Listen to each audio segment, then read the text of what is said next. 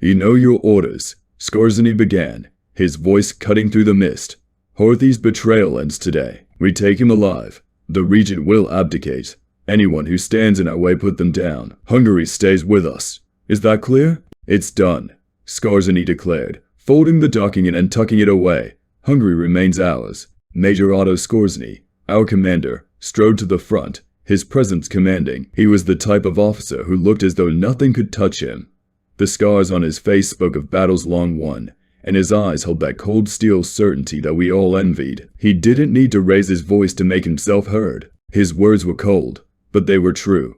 Horthy was a broken man, pinned between the collapsing Nazi Empire and the advancing Soviets, so we were here to push him off the fence, force him to choose a side, our side, or there would be consequences. October 15th, 1944. Operation Panzerfaust. We were SS, the Führer's elite. There was no room for doubt in our ranks, only purpose.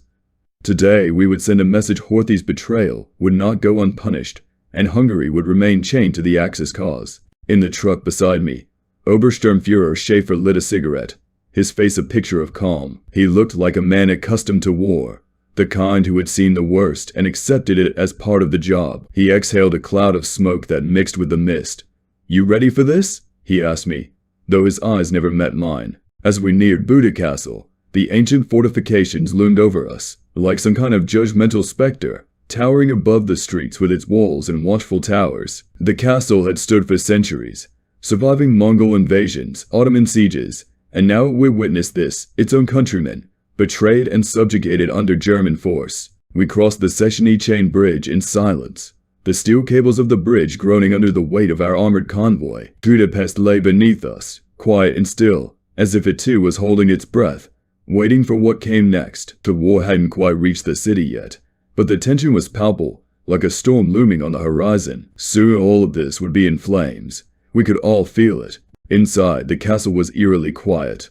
The grand halls, draped in rich tapestries and gilded in gold, felt like a museum of a forgotten era. So we moved with purpose, boots clicking against marble floors, the weight of the right every step. Every now and then, I caught a glimpse of a servant or court official peeking around corners, wide-eyed and fearful. They knew who we were. They knew why we were here. I gave a stiff nod, tightening my grip on the rifle slung over my shoulder. Ready wasn't the right word. This wasn't my first operation, but there was something about the thought of toppling a head of state that sat uneasily in my gut. War was one thing, battlefields, trenches, soldiers fighting soldiers, but this. We were about to topple a government, and all I could think about was whether this city would burn like all the others. We answered in unison, the chorus of J. Herr Major echoing off the castle walls. Finally, we reached the throne room. Horthy stood at the center, flanked by two of his closest advisors. He was older than I'd imagined, his once regal posture now slumped, a man who had lost the will to fight. His eyes were hollow, dark circles etched beneath them from too many sleepless nights, spent staring down the barrel of his country's destruction. Horthy's lips trembled.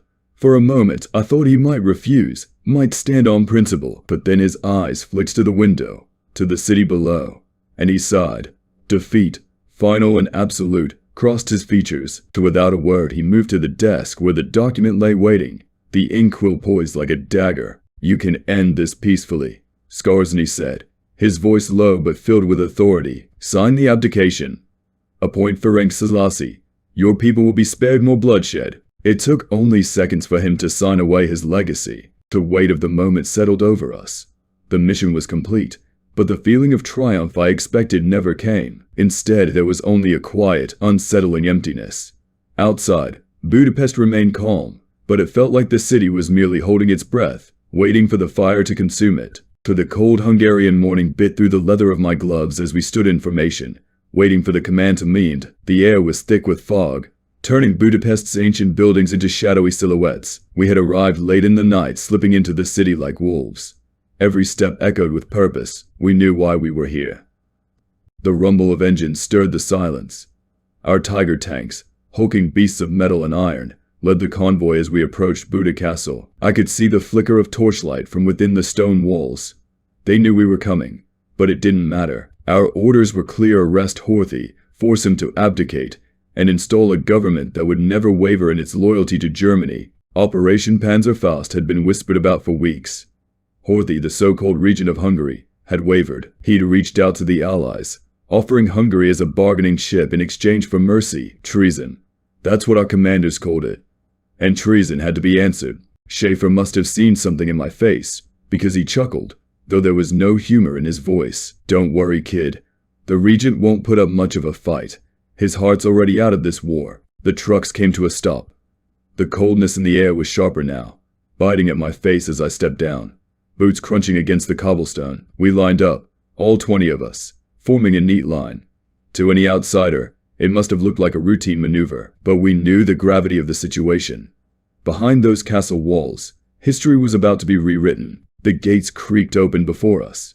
Hungarian soldiers, Horthy's personal guards, were lined up, weapons at the ready but faces pale. They were nervous. They should have been. Schaefer smirked beside me as we marched forward, rifles aimed but fingers off the triggers for now. We could see it in their eyes. They knew the battle wasn't worth it. I felt a strange twist in my gut as I watched the pen scratch against paper. In those few strokes, Hungary's fate was sealed, but something deeper gnawed at me. Was this victory? Was this what we fought for? Or were we just prolonging the inevitable? We were surrounded. Then I saw them. Figures emerging from the smoke, their outlines blurred by the chaos but unmistakable. Soviet soldiers, rifles raised, their eyes cold and hard as they charged forward. December 25th, 1944, Christmas Eve encirclement. Take cover, Schaefer shouted, but the order was lost in the chaos. The Soviets were coming, and we were right in their path. I shrugged. They might, or they might wait for us to starve to death. Soviet infantry, advancing, south sector, artillery support. Then, without warning, the night erupted in fire. We were losing ground. So inside the bunker we huddled together, trying to keep warm. Obersturmfuhrer Schaefer, who had once been a picture of composure, now sat hunched over a map, his fingers tracing the red lines marking Soviet positions. His cigarette hung from his mouth, the ash long and unshaken, as if he had forgotten it was even there. Christmas Eve. It felt wrong to even think the words. The men around me were hollow-eyed and gaunt, nothing like the proud soldiers I had marched with 2 months ago. Our uniforms were torn and dirty, our boots worn through from weeks of retreating, repositioning, and fighting. There were no carols, no trees lit up with candles, no children running through the streets, just the cold and the waiting. We'll be lucky to last another week, he muttered, his voice hoarse. He looked up at me, and the others gathered around the table. They'll break through eventually. It's only a matter of time. Outside, the Hungarian soldiers stood guard, their faces set in hard lines.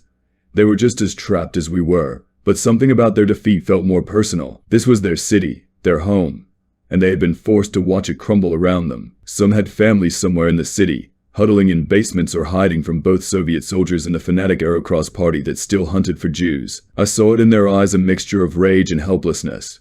The war had taken everything from them. Fuller nodded, his eyes hollow. Merry Christmas. Then, Schaefer cursed under his breath. He turned to us, his face grim. They're moving in, south side. We need to reinforce. Think they'll hit us tonight? Private Muller asked from beside me, his voice barely above a whisper. He was young, no more than 20, but the war had aged him in ways no man should ever experience. Schaefer joined us at the front, his eyes scanning the horizon. He didn't say anything, but the tension in his posture said enough. We all knew what was coming. The Soviets had broken through the outer defenses days ago. Now, it was only a matter of when, not if, they would breach the inner city. The first explosion sent me stumbling back, the shockwave knocking the breath from my lungs. Flames shot into the sky as the Soviet artillery found its mark, reducing the buildings ahead to rubble in an instant. But before I could react, another shell crashed into the street, sending chunks of stone and debris flying in all directions. I didn't argue. There was no point. We were being overrun. One by one, we retreated, slipping back the ruined streets, our breaths coming in ragged gasps. The Soviets were right behind us, their artillery lighting up the night like a twisted Christmas display. Gunfire erupted from all sides, and I fired blindly into the smoke, hoping to hit something, anything. The sound of bullets whizzing past my head filled my ears, each one a reminder of how close I was to death. I could hear Muller shouting beside me, but his words were drowned out by the roar of the battle. As we retreated, I caught a glimpse of the city below, lit by the flashes of artillery. It was hard to believe, that this had once been a thriving metropolis, filled with life and hope. Now, it was nothing but ruins, a graveyard waiting to be filled. So I fired again, the recoil jolting through my arms. One of the figures dropped, but more kept coming, relentless in their assault, till the ground shook beneath me as another explosion ripped through the street, sending a cloud of dust and debris into the air. The cold was worse than I remembered.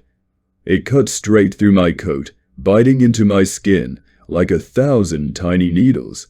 Budapest was a frozen ruin, wrapped in a white blanket of snow that gave it an almost serene beauty, if you ignored the destruction beneath it. The streets were lined with the debris of war-broken buildings, burnt-out tanks, and the occasional abandoned cart of supplies that never made it to their destination. There was silence, too, but not the peaceful kind. It was the silence before an avalanche, before something terrible crashed down and swept everything away. It had happened so quickly. On the night of December 26th, the Soviets completed their encirclement, cutting Budapest off from the outside world. What had started as a slow tightening of their noose around the city now felt like a death grip. Supplies were running low, and every soldier knew it. There was no escape, no reinforcement coming from the fatherland. Budapest had become a trap that we were all caught in. I stood in a makeshift bunker, the remnants of an old store turned into a command post for our unit. The cracked windows gave us a view of the outer edges of the city, where Soviet artillery flashed in the distance. Every rumble shook the earth beneath us, a reminder that the enemy was close, and growing closer by the hour. The words hit like a punch to the gut. Schaefer wasn't one to sugarcoat things, but to hear it said out loud, our fate, laid out so plainly, made it feel even more real. He didn't need to say what we were all thinking. We weren't getting out of Budapest, for there was a bitter edge to his words, but I couldn't bring myself to respond.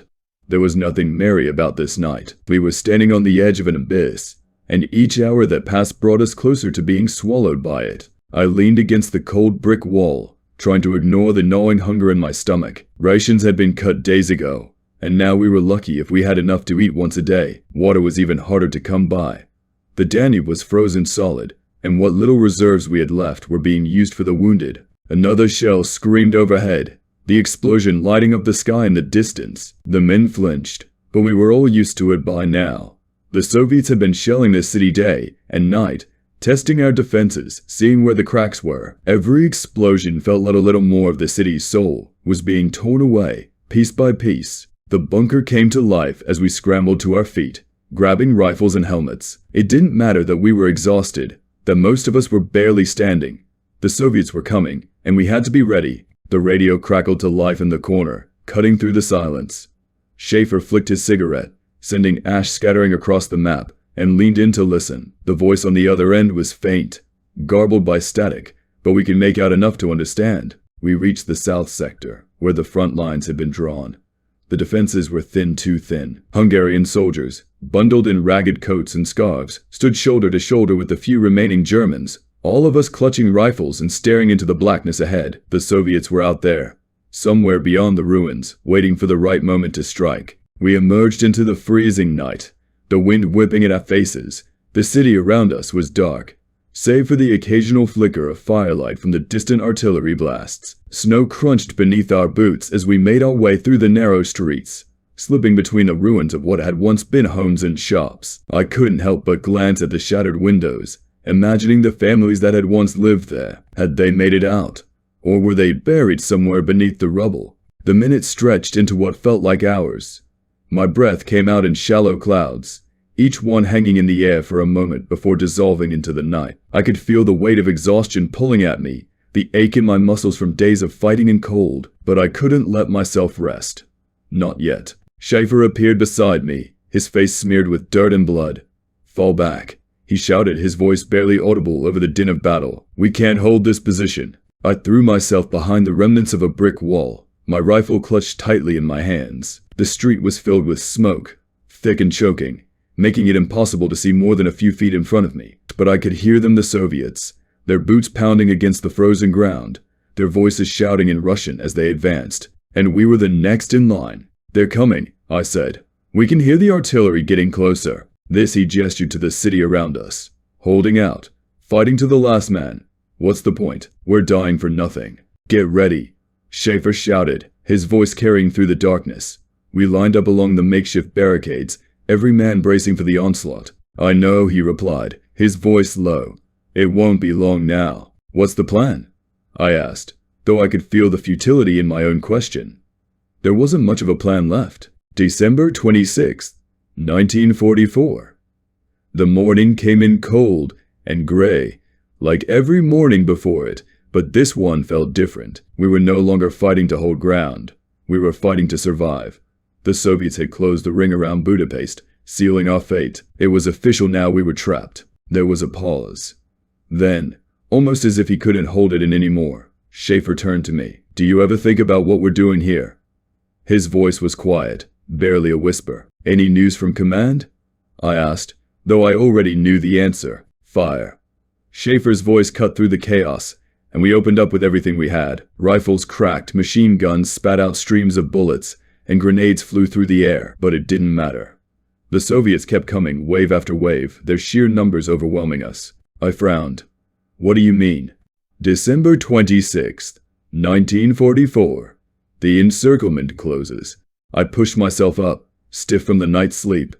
Around me the men were stirring, their faces drawn and gaunt. Some were already awake, staring blankly at the concrete walls as if they were waiting for something to break. The ration boxes in the corner had been picked clean days ago, leaving us with barely enough to fill our stomachs. Hunger gnawed at me, but it was nothing compared to the fear that had settled in my gut. We were in the heart of a dying city. Across from me, a group of Hungarian soldiers were huddled around a fire, their faces barely visible beneath layers of scarves and helmets. Their rifles leaned against the wall, but they didn't look like they expected to use them. They knew, just as we did, that the end was coming. He shook his head, exhaling a cloud of breath into the frozen air.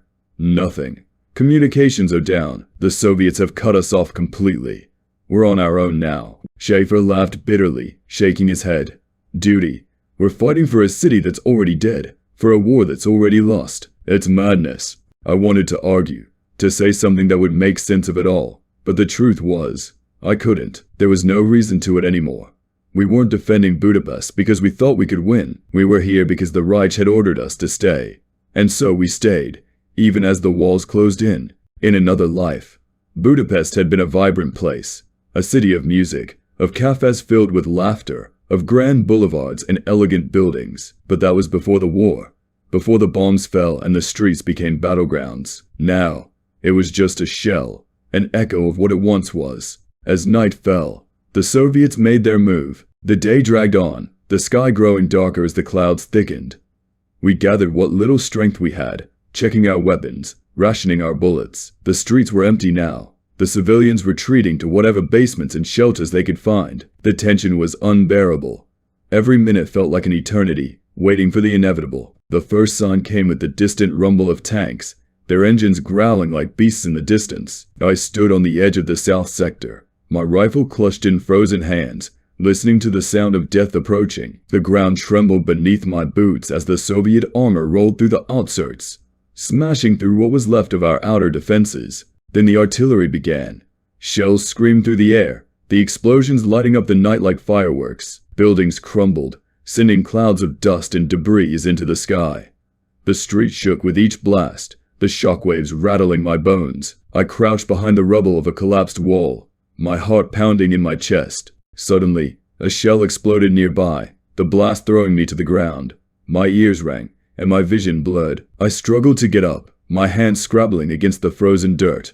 When I finally managed to stand, the scene before me was a nightmare. Bodies lay strewn across the street, blood staining the snow. The barricade had been breached, and the Soviets were pouring through. I woke to the sounds of artillery in the distance, the familiar rhythm of war, but now with an urgency that weighed heavily on my chest. The bunker I'd collapsed in the night before was damp and freezing, the thin blanket doing little to keep the cold from my bones. Outside, the streets were eerily silent, but that silence was deceptive. The storm was coming, and everyone knew it. We were falling back, retreating through the streets like rats fleeing a sinking ship. There was no order anymore, no plan, just survival. I ran with the others, dodging bullets and explosions, the city crumbling around us. I stepped outside into the street. The snow crunched beneath my boots, the only sound in the quiet dawn. Budapest, once a bustling capital, now lay beneath a shroud of snow and smoke, the building skeletal and broken. I couldn't help but feel a pang of sadness as I looked out over the city. This place had a kind of tragic beauty, like a wounded animal trying to stand tall, even as the hunters closed in. As I walked down the street, I found Schaefer standing near a burned-out vehicle, his face etched with worry. He'd been different since the night before, quieter, more distant. I could tell the weight of our situation was pressing down on him, but he still wore that mask of stoic determination. The words hung in the air between us. I could hear the rumble of distant explosions, the thud of artillery shells crashing into the outskirts of the city. The Soviets weren't rushing in. They didn't need to. They didn't need to. They had us trapped like rats in a cage, and they were content to starve us out. Schaefer looked out over the city, his jaw tight. We hold. That's all we can do. Reinforcements aren't coming, but we have orders to fight to the last man. I turned a corner and found myself facing the Danube River. It was frozen now, a vast, gleaming stretch of ice that cut the city in two. On the other side, the Pest district lay in ruins, columns of smoke rising into the morning sky. The bridges that had once connected Buda and Pest were gone, reduced to twisted metal and rubble by German engineers desperate to slow the Soviet advance. We had destroyed our own escape route. I left Schaefer and wandered through the city, taking in the strange, surreal calm. Civilians still moved about, their faces hollow and pale, wrapped in whatever clothes they could find to stave off the cold. I passed a small church where a few gathered, huddled in prayer, though I doubted even God could hear them in this forsaken place. Children clutched at their mothers, their wide eyes filled with a fear they barely understood. His words didn't bring comfort. I had heard them before, on other fronts, in other battles. Fight to the last man. But what did that mean here? We weren't on the front lines of some glorious push toward victory. We were in the middle of a city that was falling apart, surrounded by an enemy that outnumbered and outgunned us. It was a slow death, and we were being asked to bleed out one drop at a time. I made my way back to the command post, a once grand hotel now reduced to a shell of cracked stone and broken glass. Inside, the radio operators were frantically trying to re-establish contact with higher command, their voices strained with panic, but it was useless. We were cut off from the world. No supplies, no reinforcements, no escape. As I stared across the river, the sound of artillery fire grew louder. The Soviets were getting closer. I could see flashes of light on the horizon, brief bursts of fire followed by the deep rumble of explosions. They were softening us up, waiting for the right moment to close in. And when they did, there would be nowhere to run. Schaefer was pacing when I entered, his hand clenched around his cigarette. He looked up as I approached, his eyes dark with exhaustion. I didn't know how to answer. Part of me had asked the same question, but admitting it felt like giving up. "It's our duty," I said, though the words felt hollow. Through the smoke and fire, I could see them shadows moving through the ruins, dark shapes emerging from the fog. The Soviets were coming, and there were so many of them. Too many. I fired until my rifle was empty, then scrambled to reload as the enemy closed in. Around me, men were shouting, screaming, falling. The air was thick with smoke and blood, the acrid stench of gunpowder filling my lungs. I could see Muller not far from me, his face twisted in fear as he fired blindly into the advancing horde.